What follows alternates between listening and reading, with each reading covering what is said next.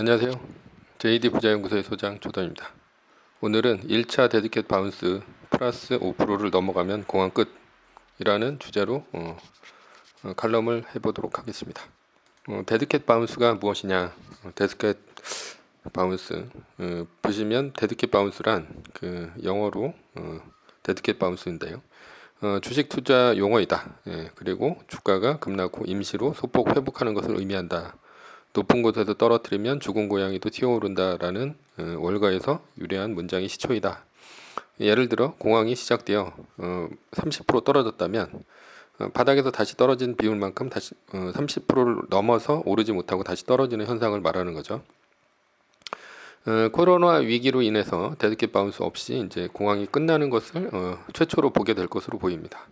아직까지 확실한 것은 아닌데 지금 거의 V자 반등은 주식으로서는 완성이 됐고, 그리고 그 외에 그러니까 경기 사이클이라든가 이런 것들은 아직 U자형이다, L자형이다 이런 식으로 얘기는 있어요. 근데 주식으로서는 V자 반등이 어느 정도 완성이 된 것으로 보입니다. 그래서 5월 1일 날 마이너스 3%가 떴으니까 그 매뉴얼 중에 공항 매뉴얼 중에 이제 두 달 플러스 1일 이게 이제 공항이 끝인데요. 확실히 끝이라고 볼 수는 없습니다. 데드캣 바운스가 그 지금 현재 이제 데드캣 바운스 플러스 5% 1차 데드캣 바운스를 넘어간다면 이거는 임시적으로 이제 공항 끝이다 이렇게 볼 수가 있고요. 그게 이제 7월 2일 날, 그러니까 5월 1일 날 마이너스 3%가 떴으니까 두 달 플러스 1일 하면 7월 2일 날이 되겠죠. 거기서 이제 더 이상 마이너스 3%가 안 뜬다면 1차 데드캣 바운스 플러스 5%를 넘어가면 이제 공항 끝이다라는 이제 매뉴얼이 추가가 되는 거죠. 그래서 그렇다면 지금까지 이제 그 공항의 데드캣 바운스의 공통점을 한번 찾아보겠습니다. 1929년 대공황입니다. 대공황을 보시면 그 이제 제일 중요한 게 1차 전고점이라고 보시면 됩니다. 1차 전고점. 왜냐하면 지금까지 1차 전고점을 뚫지 못하고 다시 내려가는 것들이 거의 대부분이었기 때문에 1차 전고점이 제일 중요하다라고 볼 수 있고요. 1차 전고점이 이제 마이너스 49% 이렇게 떨어지고 그 다음에 이제 플러스 48% 올라가면서 이렇게 쭉 빠집니다. 이게 최대 이제 80%가 넘게 빠지거든요. 80 한 5% 정도까지 이제 빠지는 걸로 알고 있는데 요거를 다시 회복하는데 걸리는 시간이 23년 걸립니다. 23년. 그래서 이 전고점을 회복하는데 걸리는 시간이 23년이다라는 거죠.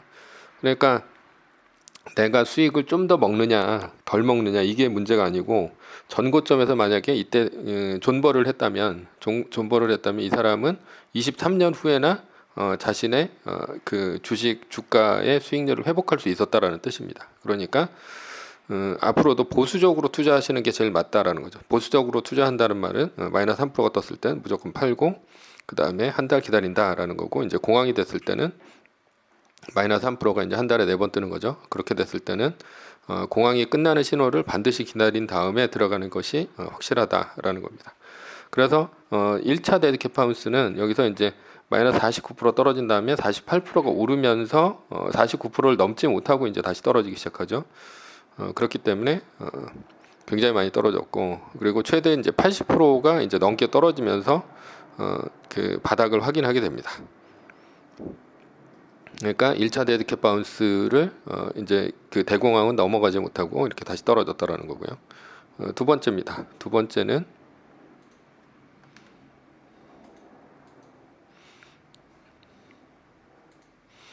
두 번째는 1987년도 이제 블랙 먼데이입니다. 블랙 먼데이를 보시면 전고점 대비 1차 데드캣 바운스가 그 마이너스 36%에서 이제 빠졌고요. 그 다음에 12% 정도 올라온 상태에서 떨어졌다가 다시 이제 8거래일 상승이 일어납니다. 그리고 이제 두 달 플러스 1일도 이제 확인을 하죠. 그래서 8거래일 상승이 두 번 일어나면서 이때 이제 공황이 끝나게 됩니다. 블랙 먼데이는 1차 데드캣 바운스가 이제 겨우 12% 오른 상태에서 끝났기 때문에 매뉴얼을 지켰다면 한 28% 정도 싸게 살 수 있었습니다. 그러니까 이때도 굉장히 매뉴얼을 지켰다면 굉장히 싸게 살 수 있었다라는 얘기입니다. 블랙 먼데이도 1차 데드캣 바운스가 에서 떨어진 만큼 올라오지 못하고 이제 공황이 끝났다라고 볼 수가 있고요. 세 번째는 그 2000년 닷컴 버블입니다. 2000년 닷컴 버블은 그 전고점이 그 공황이 시작되면서 그 후에 전고점이 일어납니다. 그래서 3월 달 정도가 이제 전고점이 되는데요. 그때가 58.99 이제 포인트가 되는 거죠. 그러고선 1차 데드캣 바운스가 언제 일어나냐? 이게 이제 38%가 떨어진 다음에 그 다음에 다시 저점 대비 36%가 상승을 합니다.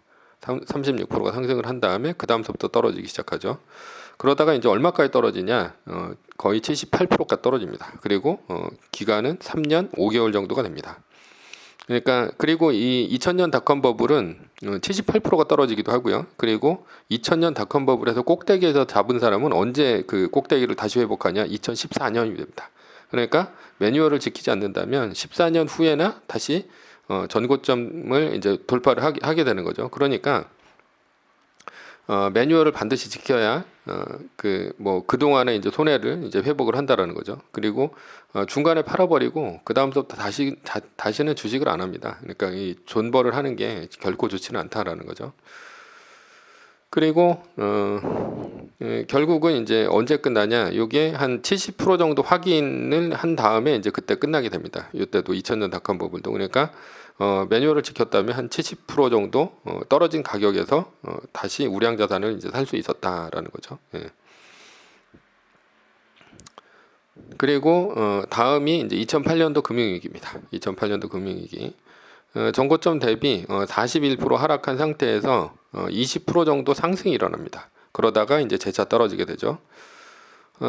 그리고 그 1차 데드캣 바운스를 여기서도 이제 넘지 못하고 결국은 이제 공항이 끝납니다. 그리고 그 매뉴얼을 지켰다면 이때도 굉장히 좀 한 20% 이상 싼 가격에 들어갈 수 있었다라는 거죠. 예. 그러니까 매뉴얼은 안전하게 투자하는 거지 모든 것을 다 먹는 것은 아닙니다. 예. 그렇게 생각하셔야 됩니다. 그래서 모든 것을 다 먹으시려면 뭐 인버스 투자하시고 코퍼스 투자하시고 뭐 원유도 투자하시고 이러는데 좀 안정적으로 이제 투자를 하고 싶다라고 한다면 매뉴얼을 지키는 게 훨씬 낫다라는 거죠. 그리고 이제 다섯 번째입니다. 다섯 번째가 2011년도 미국 신용등급 위기입니다. 그 미국의 신용등급이 이제 떨어지면서 이때 위기가 왔는데요. 전고점 대비 17%가 떨어집니다. 17% 하락을 한 다음에 다시 데드캣 바운스가 얼마까지 일어나냐? 17.5%가 일어납니다. 그렇다고 이제 전고점보다 넘어가진 않아요. 넘어가진 않는데 떨어진 것보다 더 많이 올라야지 전고점을 돌파합니다. 17.5% 상승했다가 이제 재차 떨어지게 됩니다. 그러니까 뭐 17% 떨어졌다. 그리고서 17%로 다시 넘어가면 이게 공항 끝이다 이렇게 보는 게 아니라 그래서 좀 보수적으로 보려면 저는 한 5% 정도를 더 더해야 된다라고 이제 생각을 하고 있습니다. 그래서 17%라면 이제 한 23% 정도는 올라와야지 이제 데드캣 바운스가 이제 끝났다라고 이제 보고 그리고 공항 끝이다라고 이제 생각하면서 들어갈 수 있다라는 거죠. 그래서 저는 이제 한 5% 정도를 이제 더 봐야 된다라는 거죠. 예. 자, 그러면 1차 저점이 이제 30% 떨어졌다면 그 데드캣 바운스 구간인 30%를 넘어서 얼마까지 올라가 됩니까? 35% 정도 올라온다면 공항의 끝이다 이렇게 봐야 됩니다. 자, 그러면 여섯 번째입니다. 여섯 번째 2020년 코로나 위기입니다. 코로나 위기인데 전고점 대비 마이너스 30% 떨어졌죠. 30% 떨어진 상태에서 9,819.18에서 이제 30% 떨어진 6,879.52 정도가 되고 이게 이제 3월 한 20일 정도가 됩니다. 그런데 이 다시 이제 그 30% 지점까지 올라온 때가 언제냐? 요 때가 2020년 5월 7일입니다. 5월 7일이고 8,943.37이죠. 그런데 그 지난번 2011년 미국 신용등급 위기에서도 보면 17% 떨어진 다음에 17.5%가 올라버렸죠. 그러니까 여기서도 이제 넉넉하게 본다면 한 5% 정도를 이제 더 봐야 됩니다. 그러니까 30%가 떨어졌다면 35% 정도를 이제 봐야 된다라고 이제 볼 수 있고요. 35% 정도가 이제 오른다면 그때가 이제 9,287.35 정도가 된다라는 거죠. 그게 이제 언제냐? 그때가 한 5월 20일 정도가 됩니다. 5월 20일 정도가 되고요. 그래서 이렇게 이제 5월 20일 정도가 되면 데드캣 바운스가 이제 넘어갔다. 그리고 이제 공항이 끝이다라고 해서 이제 공항이 끝났다라고 볼 수가 있다라는 거죠. 그러면 이게 이제 보수적으로 봤을 때 이게 이제 공항이 끝이다라고 볼 수가 있는데 그렇다면 애플과 마이크로소프트 1차 데드캣 바운스 구간이나 샀다면 지금 현재 어느 정도 수익률을 거뒀을까라는 거예요. 어느 정도 수익률을 거뒀을까? 일단 그 마이크로소프트를 한번 이제 보자라는 거죠. 예, 마이크로소프트를 이제 5월 20일 종가에 샀다면 21일 날 이제 그서부터 계산하는 게 맞죠. 예, 종가에 이제 샀을 테니까. 그래서 21일 날서부터 계산을 하면 6월 1일 현재 얼마냐? 이제 마이너스 1.5% 정도가 됩니다. 1.5%. 그래서 오히려 데드캣 바운스가 이제 35% 지점에서 끝났다라고 했을 때는 한 1.5% 정도 손해다라고 할 수 있는 거죠. 그래서 우리가 이제 알 수 있는 거는 뭐냐? 여기서 우리는 이제 분할 매수를 해야 된다라는 걸 알 수 있죠. 그리고 2020년 5월 20일 날 만약에 애플을 샀다라고 한다면 이것도 5월 21일 날서부터 이제 계산하는 게 맞고요. 그렇게 된다면 0.82% 정도 그 이득이 됩니다. 예, 그러니까 그 새로운 매뉴얼로 이제 알았다. 그리고 아무리 이제 보수적인 그 투자로 이제 했다 하더라도 그렇게 큰 손해는 아니다라는 거예요. 지금 산다 하더라도. 그러니까 너무 이제 실망은 마시라라는 겁니다. 예. 그러나 아직 이제 공황이 끝났다고 보기는 이릅니다. 왜냐하면 이게 데드캣 바운스가 지금까지는 다 맞았지만 뭐 현재는 이제 진행 중인 공황이기 때문에 공황이 끝난 것은 한 1년 후나 2년 후 정도에 알 수 있어요. 뭐 아니면 짧으면 한 최소한 이제 7월 2일이나 아니면 뭐 요때까지 마이너스 3%가 안 떴을 때는 이제 알 수 있는 거고, 그것도 이제 한 뭐 8월 9월까지도 이제 좀 봐야 되죠. 다음 분기까지는 봐야 됩니다. 그래서 지금 이제 다음 분기가 한 7월 정도가 되는데, 그때는 뭐 어닝 서프라이즈 기간이다 보니까 그때는 좀 지금 거와는 이제 관계가 없는 뭐 이런 식으로 볼 수도 있고, 그러니까 멀리 보면 한 10월 달까지도 볼 수 있는데 뭐 그렇게까지 보기에는 좀 그렇고요. 예, 지금 현재 이 현재 가격보다 이제 더 많이 올라간다면 공황은 끝난 게 되겠죠. 그래서 그거는 이제 제가 이제 끝난 다음에 한 번 더 이제 정리를 한번 해보도록 하겠습니다. 그래서 아직 이제 마이너스 3%가 뜬 5월 1일 날 이후로 두 달 플러스 1일인 7월 2일이 돼야 완전하게 공황이 끝났다라고 볼 수 있습니다. 그때까지 마이너스 3%가 안 떠야 되죠. 예. 만약에 그 전에 이제 7월 2일 전에 마이너스 3%가 또 뜬다. 그러면 이 매뉴얼은 이제 폐기하고 두 달 플러스 1일하고 8거래일 상승만 남게 되는 겁니다. 그러나 만약에 7월 2일까지 마이너스 3%가 안 뜬다. 그러면 1차 데드캣 바운스 플러스 5%가 이제 공황 매뉴얼로 이제 들어가게 되는 거죠. 그래서 지금은 임시 공황 매뉴얼이라고 보시면 되고요. 임시 공황 매뉴얼이다 보니까 뭐 이렇게 할 수 있죠. 뭐 오늘은 뭐 한 50% 정도 사고, 그다음에 7월 2일이 되는 날 50% 정도 또 산다. 이렇게 이제 볼 수도 있는 거죠. 자, 그렇다면 코로나 위기는 지금까지 다른 공황과 다르게 데드캣 바운스 없이 끝날 수 있는 건가라는 거예요. 지금까지 모든 공황을 이제 분석을 해본다면 데드캣 바운스가 없는 상태에서 끝난 적은 한 번도 없었다라는 거죠. 그런데 이게 이제 결론적으로 얘기하면 천재지변 때문에 그렇게 일어날 수 있었다라는 얘기입니다. 코로나 위기는 지금까지 공황의 원인인 인재가 아닌 천재지변이었다라는 거죠. 예, 물론 이제 공황의 원인이 아직 뭐 밝혀진 것은 아닙니다. 예, 그 다른 공황들 같은 경우가. 그런데 대부분 인재에 의해서 이제 공황이 발생이 되었어요. 그랬는데 지금까지 천재지변에 의한 공황은 없었다는 얘기죠. 1929년 대공황 같은 경우는 유효 수요 부족과 그 다음에 지방은행의 몰락으로 인해서 이제 공황이 발생했습니다. 그리고 1987년도 블랙 먼데이는 프로그램 매매에 의해서 이제 과도한 매매 요걸로 공황이 발생을 했고요. 2000년 닷컴 버블은 닷컴 기업에 대한 과도한 투기가 공황의 발생 원인이었다라는 거죠.